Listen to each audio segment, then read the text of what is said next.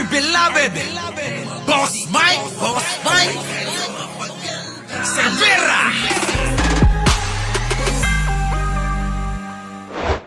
Bongo, nataranta. Nahirap nang magsinungaling. Nako, grabe. Ano ba naman ito? Ano ba 'yon? Boss Mike, pasok.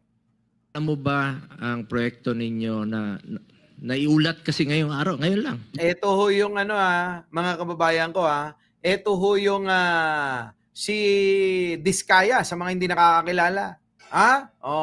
Tingnan nyo si Bongo, mga kababayan. Nauna na ho mga kababayan na si Bongo nagsabi, sabi niya mga kababayan, walang kinalaman ng aking pamilya. Hindi po sila nakakakuha ng kontrata. Ngayon mga kababayan, may joint venture pa pala. Tapos sasabihin ni Bongo nung una mga kababayan ay, wala. Oo. Hindi kumukuha ng mga kontrata sa gobyerno ang pamilya ko. Mga kababayan Tapos po ngayon mga kababayan, eto na. Abay galing na ho mismo sa kay Diskaya na nag-joint venture sila. Ng kumpanya ng pamilya niya. Grabe, no? Grabe, no? Itong mga senador, mga kababayan ko, alam nyo? Tulad niyan, sino ba mga nadadamay dyan, mga naglilinis ng mga pangalan? Chis Escudero, Joel Villanueva, alive. Bongo, mga kababayan ko. Di po ba? Yan po tuloy. Eto na. Joint venture niyo raw po ang CLTG? 2017? I think so, yes, before. Flood control ito? I can't remember. Natapos na bang proyekto ito? Alam ko tapos po yung mga project. Nagagamit na ito ng tao? I would think so, yes po. Kung meron pong pagkukulang o deficiencies or mali. May mali na agad, Bongo. Kinang-ina mo May mali na agad. Mali na agad yung sinabi mo na hindi nakakakuha ng trabaho, ng kontrata ang pamilya mo. Yun yung sinabi mo. Yan na nga lang mali na agad. Ano yung pinagsasabi mo pa? Palibasa kamukha mo si Jack Ma. Tuloy. O mismo po ang magre-rekomenda. Kinapating talaga, bayani ka pa niyan. Mga kababayan, Bayani pa ngayon si Bongo. Sabi kapag ka napatunayan na may mga hindi maayos, may irregularidad sa mga proyekto, ako mismo magpapakulong sa inyo. Kita nyo mga kababayan, ang kakapal ng mukha talaga. Aminin mo na, paso ka na Di ba? Napaso na mga kababayan ito. Kaya kayong mga DDS, kaya pala kayo galit na galit sa flood control. Eto pala may makakasalanan, Ito, kasali pamilya nito. Tapos sisikay ng sisikay Pangulo. Sino ba naman hindi magagalit? Di ba? Sino ang hindi magagalit? Galit na galit sila kay Pangulo dahil daw sa 5,000 flood control. Yun naman pala mga kababayan ko, abay panahon pala ni Digong.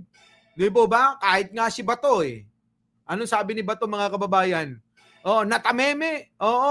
Parang binuhusan ng isang drum na tubig na punong-puno ng yelo Hanggang ipinasa na lang kay Tito Soto Ay kay Marcoleta. Tito Soto, 'di ba? Tuloy. Ito, galing-galingan. Kumiting ito. Nakasuhan kayo. Kahit kasama ang kamag-anak ko. Nako, kahit kasama, kasuhan mo muna yung kamag-anak mo. Ganon, para maniwala kami sa'yo. Kakasuhan mo ba yung kamag-anak mo? Sige nga. 'Di ba? Kayo mga kababayan ko, naniniwala kayo, magpapauto kayo na kakasuhan niya yung pamilya niya? Kakasuhan niya yung tatay niya? Naku naman. Naku naman. Ang bigat mo. Taloy. Hindi lahat ng infrastructure projects may anomalya. Kailangan ng kahit ng anong bansa ang infrastructure para umunlad. Abay, mukhang ikaw na lang naniniwala dyan. Mukhang ikaw na lang ang naniniwala dyan na walang anomalya. Lahat? Siguro nung panahon ni Apo Lakay, maniniwala kami. Pero pagkatapos ng wala na si Apo, yung mga proyekto, Mula kay Cory hanggang sa tatay digong nyo. Di ba? Mga kababayan, naniniwala kayong wala daw lahat? Wala daw anomalya?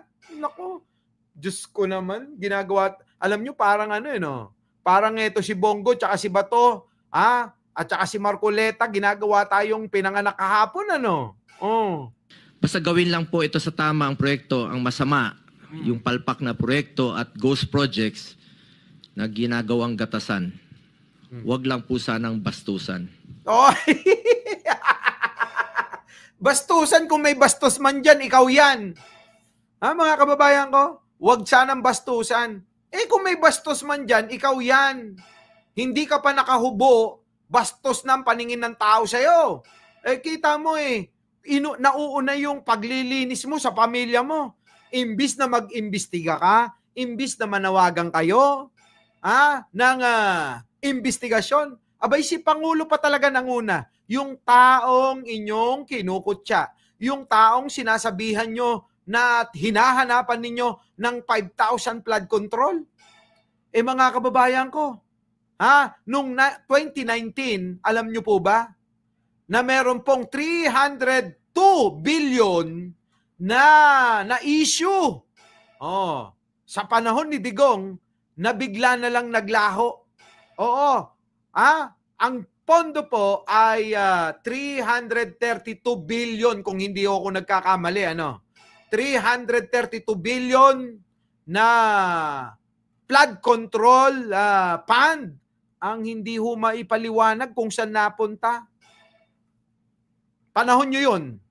Di po ba? Nak ng pating na yun. Tuloy. At ulitin ko, for the 9th time, I have nothing to do with the business of my family. Nako. Ngayon, wala ka nang magagawa. Wala ka nang magagawa ngayon.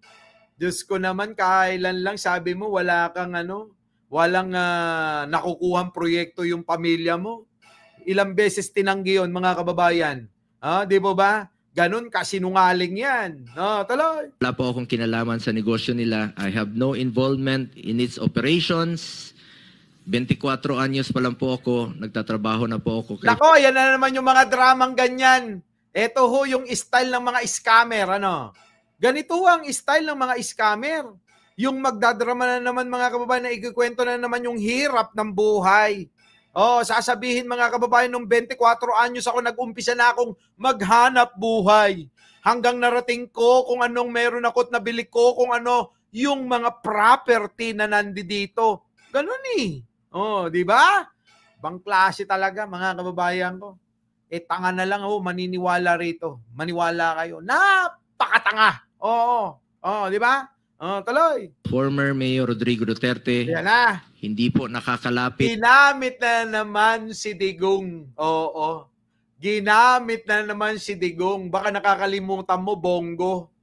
Di ba in-expose ka na ni Trillanes noon na yung pamilya mo at yung kampanya daw di umanong nakapangalan sa'yo? Kumamal ng napakaraming proyekto. Naku, mga kababayan ewan ko na lang, mga kababayan, kung paniniwalaan pa ng mga bobot tanga ito. Sa akin ang pamilya ko para humingi ng pabor sa kontrata ng gobyerno. Yan po ang sinabi ko noon pa. I will resign kapag pumasok po sila sa City Hall or sa Malacanang. Ayan na nga Ayan na yung pamilya mo. Di mag-resign ka na. Dami mo pang drama. Teka muna, madrama talaga to, mga kababayan. Dinadaan lang tayo sa drama na ito Teka muna, sabi mo kapag ka nasangkot yung pamilya mo at pumasok sa mga kontrata ng gobyerno, yan na nga sabi na ni Diskaya na nag-joint venture sila, edi mag-resign ka na. Puro salita. Puro salita Ulit-ulit ko itong sinabi. Pag may gumamit ng pangalan ko, please consider it denied. Ayaw ko po makisali sa negosyo ng pamilya ko at ayaw ko rin po... Naka na po, tayo na naniniwala po ba kayo dyan? Wala na ng pagkakaiba yan, Erico Banson. Wala nang pagkakaiba yan sa sinasabi ni Diskaya. Mga kababayan ko, wala na. Kung paano mga tuwiran magdahilan, parehas na sila. Tuloy. Silang makialam sa trabaho ko. Sa totoo lamang po, mas nakakalapit pa sila sa ilang politiko, pero hindi po sa akin. Nakaputik na yan. Ang galing! Iwan na natin yan dahil alam nyo, sa totoo lang, mabibwisit lang kayo sa pagmumukha niyan. Ang tanong ko, mga kababayan, pag nakikita nyo ba mukha nito, natutuwa kayo? Di ba? Parang nakikita nyo na rin yung mukha ni Marcoleta rito. Sabi nga ni Vice Ganda, Our beloved Boss Mike Cervera.